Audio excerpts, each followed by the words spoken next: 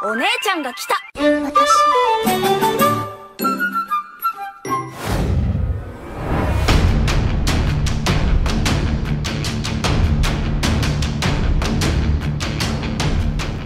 Halo, apa kabar semuanya? Salam kenal dan selamat datang di channel Playlist ID. Masih melanjutkan cerita bab terakhir manga Bleach, di mana saat itu di akhir chapter 684 kita diperlihatkan pada akhir riwayat Yuhava yang telah berhasil dikalahkan oleh Ichigo. Dan dengan dikalahkannya sang karakter villain utama ini tentu saja membuat alur cerita manga Bleach telah sampai di penghujung cerita. Namun sebelum melanjutkan chapter selanjutnya, perlu diingatkan bahwa dua chapter akhir yang akan kita bahas kali ini menceritakan kehidupan yang terjadi setelah 10 tahun sejak peperangan melawan Quincy berakhir. Karena sebenarnya sebelum sampai kepada cerita di dua chapter akhir ini, ada sebuah light novel Bleach yang bertajuk Can't Fear Your Own World, yang mana light novel tersebut menceritakan kehidupan pasca perang yang lebih rinci dari sejak Yuhava dikalahkan.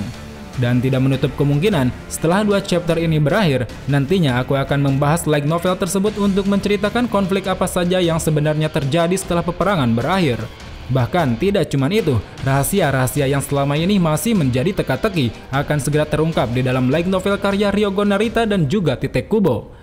Well teman-teman, untuk saat ini tanpa menunggu waktu lama, mari kita habiskan terlebih dahulu dua chapter akhir ini. Namun sebelum kita mulai ceritanya, seperti biasa, pasang dulu sabuk pengaman dan segera bunyikan tombol loncengnya.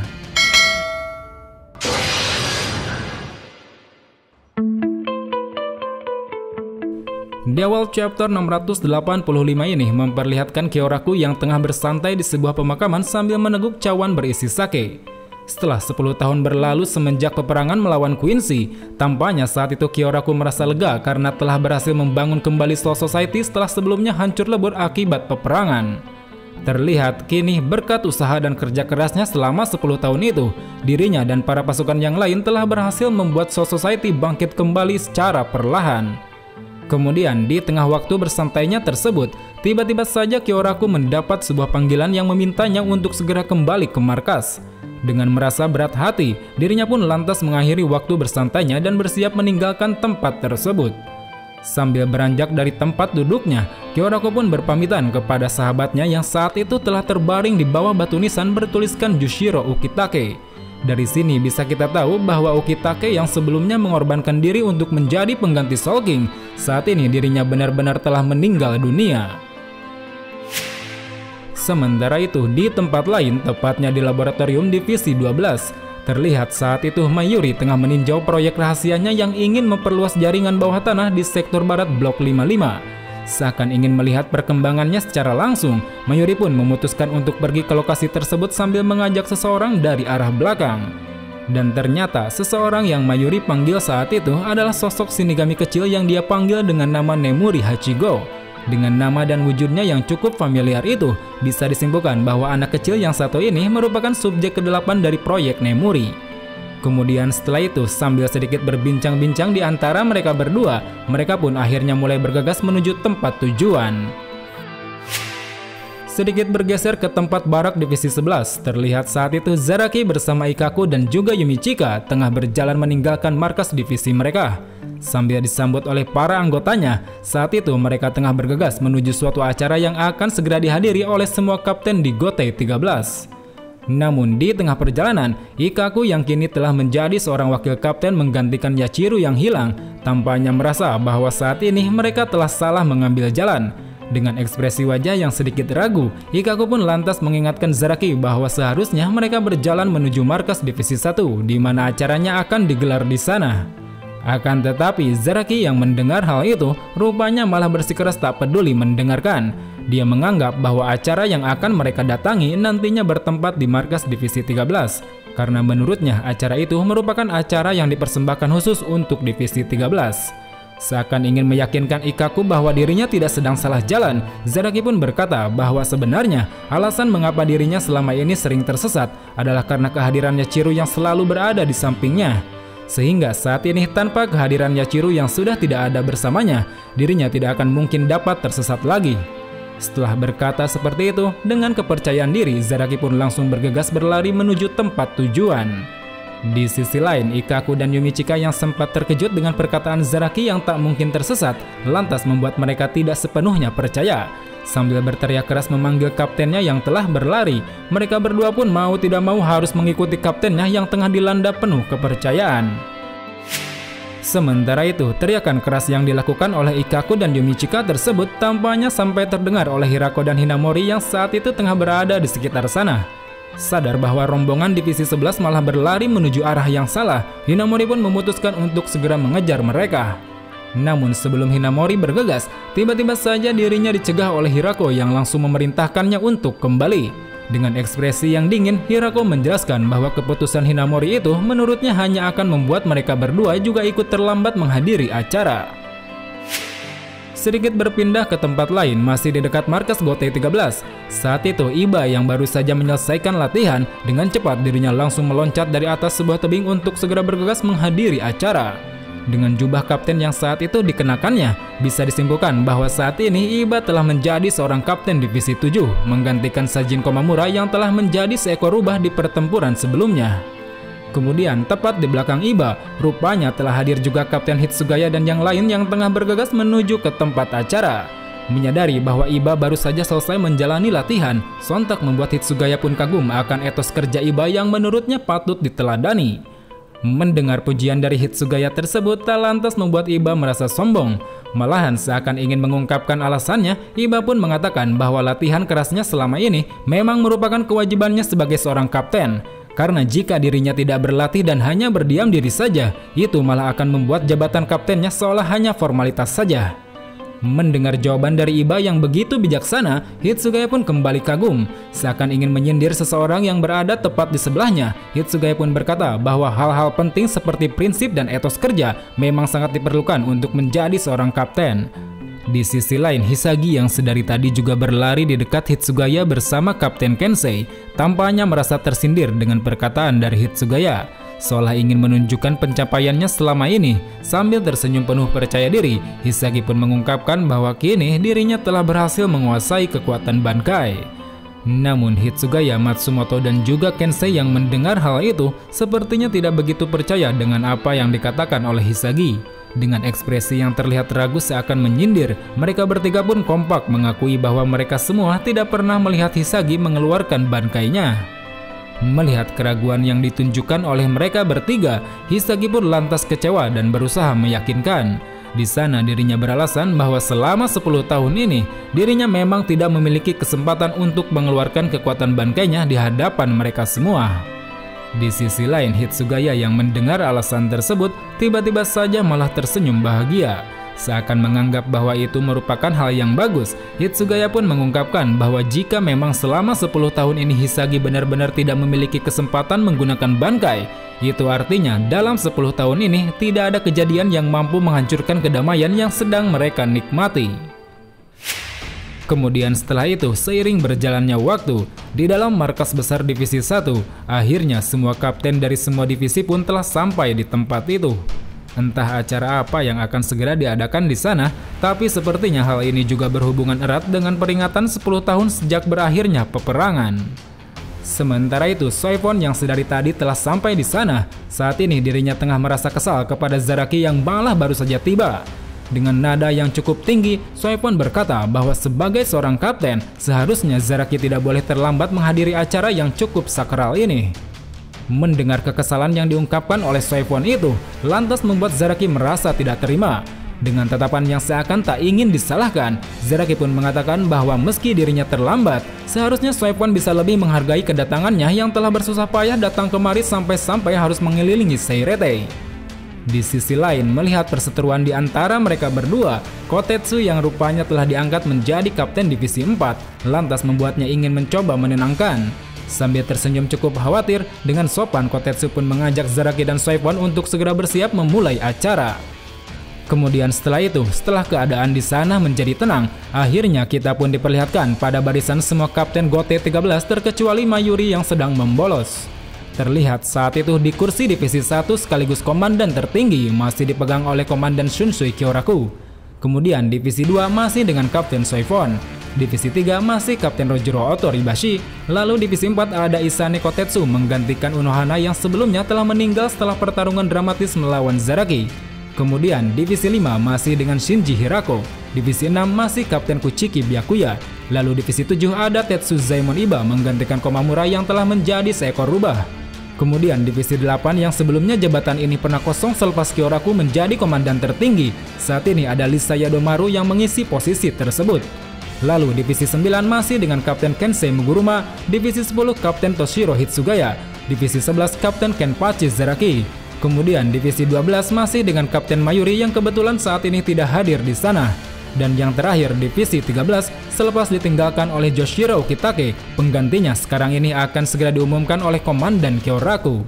Dan kini sambil membuka acara pelantikan sekaligus peringatan, Kyoraku pun akhirnya mempersilahkan sang kapten baru Divisi 13 tersebut untuk segera memasuki ruangan. Dan ternyata orang yang merupakan kapten baru Divisi 13 itu adalah Kuchiki Rukia. Terlihat dengan mengenakan jubah seorang kapten, kini Rukia pun mulai memasuki ruangan untuk segera dilantik secara resmi. Sementara itu, di dalam laboratorium Divisi 12, terlihat saat itu Akon tampaknya tengah dikagetkan dengan munculnya sebuah sinyal aneh yang tertangkap melalui sensor mereka. Yang mana sinyal tersebut menurutnya sangatlah mirip dengan Reiatsu Yuhava yang dipancarkan 10 tahun lalu. Entah apa yang sebenarnya saat itu telah muncul, tapi yang jelas kemunculan sinyal aneh ini sontak membuat Akon terkejut dan berniat untuk segera melaporkannya kepada Kapten Mayuri.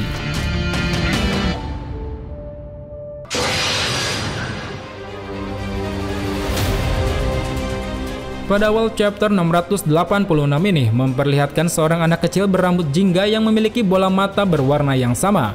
Anak kecil yang entah siapa ini tampaknya sedang membuat kegaduhan dan membuat Hiyori kesal karena ulahnya yang tiba-tiba saja telah berada di kediaman Hiyori. Sementara itu di suatu tempat di Seirete, setelah acara pelantikan selesai, terlihat saat itu Byakuya tengah berlari bersama salah satu anggota divisinya. Dengan ekspresi yang menunjukkan keseriusan, rupanya Byakuya telah mendapati laporan tentang kemunculan Reiatsu Yuhava yang telah muncul di area barak Divisi 13.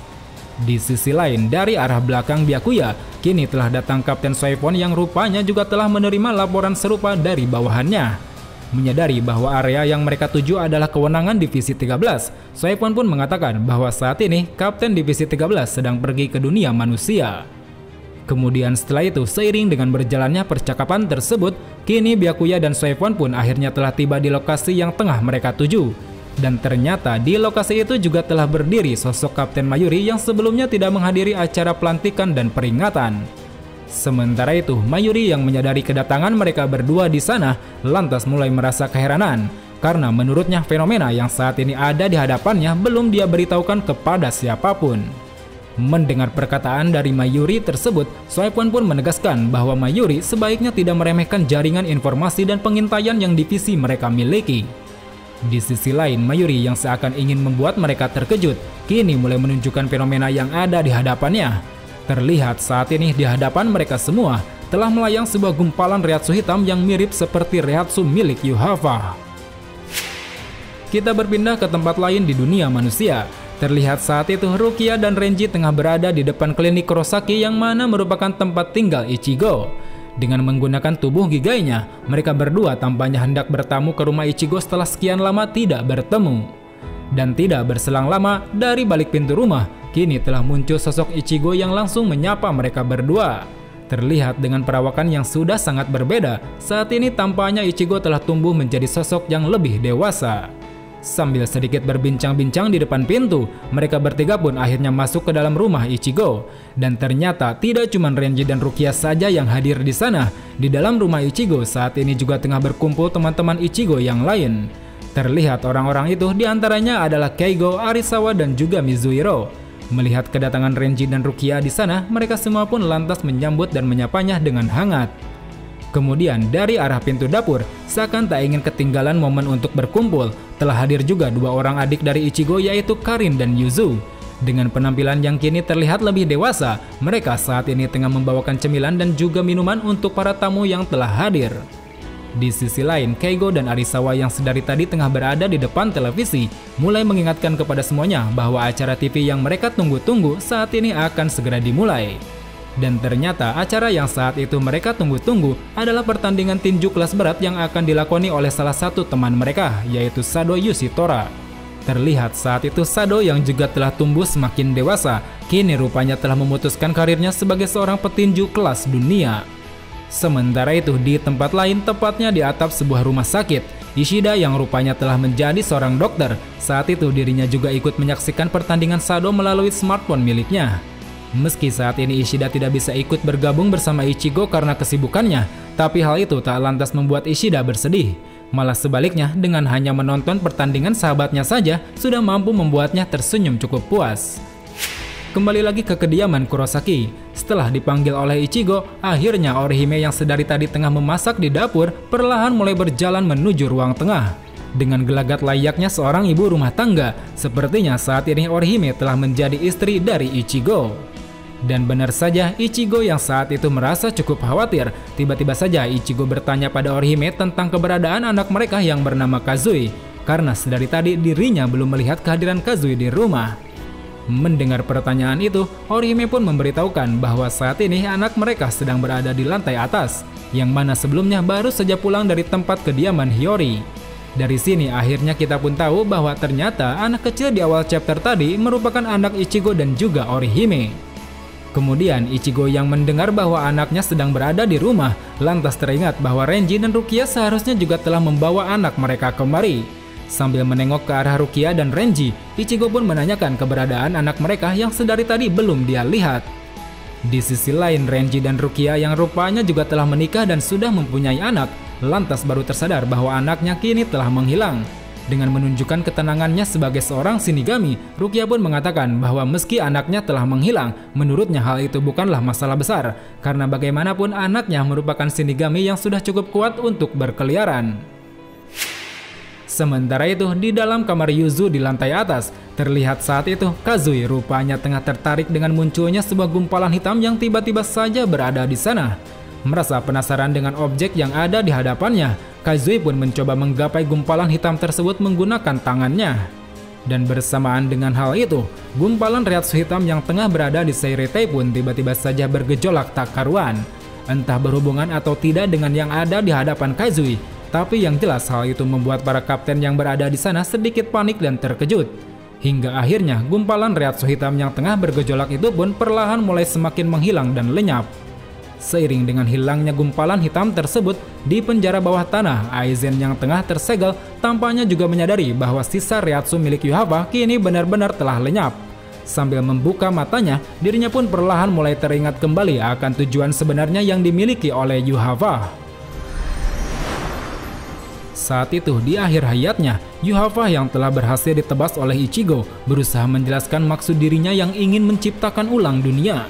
Dengan keadaan yang tengah sekarat itu, Yuhava menjelaskan bahwa dunia yang ingin dia bangun adalah dunia tanpa rasa takut akan kematian, di mana dalam dunia tersebut kehidupan dan kematian akan menyatu menjadi satu. Dan kini berkat usaha dari Ichigo, dunia yang menurutnya sangatlah ideal takkan pernah bisa terjadi. Dan berkat Ichigo pula lah untuk selamanya semua orang yang bernafas akan terus menjalani hari-hari mereka dalam rasa takut akan kematian. Seakan ingin menanggapi maksud dan tujuan dari Yuhava, sambil terduduk di kursi segelnya, Aizen pun mengungkapkan bahwa menurutnya, di dalam dunia tanpa rasa takut akan kematian, manusia justru tidak akan pernah memperoleh apa yang dinamakan dengan harapan. Dan tanpa memiliki harapan, manusia tidak akan pernah memperoleh sesuatu yang sangat amat penting dalam hidupnya, seperti halnya sebuah keberanian untuk terus melangkah. Sambil berkata seperti itu, Aizen pun tiba-tiba saja terbayang akan sosok Ichigo yang diakuinya memiliki banyak keberanian.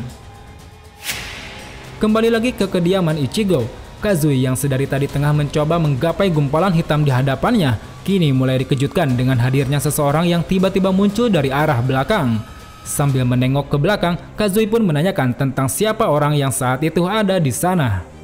Dan ternyata orang yang saat ini ada di hadapan Kazui adalah seorang bocah Shinigami. Terlihat sambil menunjukkan pedangnya, bocah Shinigami itu memperkenalkan bahwa dirinya merupakan Shinigami magang yang bernama Abarai Ichika. Dari nama dan penampilannya, bisa kita tahu bahwa bocah Shinigami satu ini merupakan anak dari Renji dan juga Rukia. Di sisi lain, Kazui yang melihat hal itu tampaknya tidak terlalu terkejut dengan kehadiran Shinigami di hadapannya. Malahan seakan merasa senang, kini Kazui memutuskan untuk memperkenalkan dirinya juga kepada Ichika. Dan secara mengejutkan, sambil merubah wujudnya, Kazui pun mulai mengenalkan diri bahwa ternyata dirinya juga seorang Shinigami. Terlihat dengan pakaian hitam dan pedang di punggungnya, sepertinya Kazui juga memiliki kekuatan Shinigami yang telah diwariskan melalui darah ayahnya. Kehadiran dua penerus yang sama-sama memiliki kekuatan Shinigami ini semakin menambah keceriaan cerita Bleach di penghujung cerita. Entah ini sebuah pertanda bahwa Bleach akan dilanjut lagi, tapi yang jelas kedamaian yang saat ini mereka semua rasakan menjadi kesimpulan yang merujuk pada akhir cerita. Dan kini dengan berakhirnya chapter 686 ini, cerita bab terakhir manga Bleach pun secara resmi telah berakhir.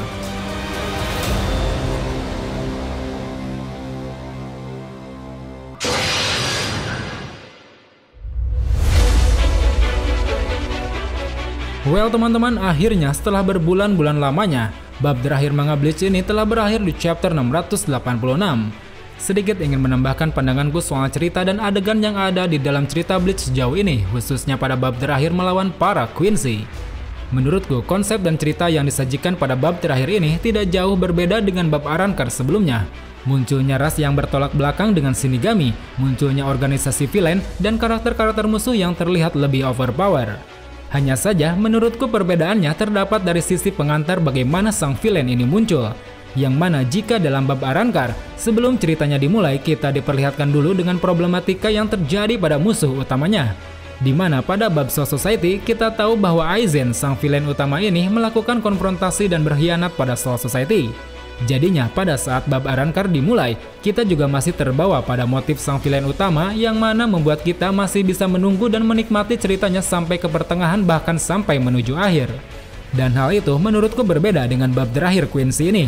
Di sini kita tiba-tiba saja dikejutkan pada villain utama baru yang kita sendiri belum tahu dari mana villain ini muncul. Karena sebelum bab Quincy dimulai, karakter Yohava ini tidak pernah disinggung selama cerita Bleach berlangsung. Oleh karena itu, munculnya villain baru yang tiba-tiba ini menurutku membuat para penonton Bleach yang sebelumnya hanya menikmati anime saja tidak sadar bahwa cerita Bleach ini masih belum berakhir. Makanya kemarin-kemarin pas aku coba review untuk pertama kalinya, gak sedikit orang yang baru sadar bahwa cerita Bleach ini ternyata masih berlanjut setelah cerita Fullbring berakhir. Padahal sebenarnya kalau kita lihat dari segi cerita yang disajikan dalam bab Quincy ini, menurutku tidak kalah menarik dengan cerita bab sebelumnya. Dan salah satu hal yang paling menarik bagiku di sini adalah beragamnya kekuatan unik yang dimiliki oleh para musuh, di mana kekuatannya yang overpower itu didasarkan pada urutan huruf alfabet dari A sampai Z.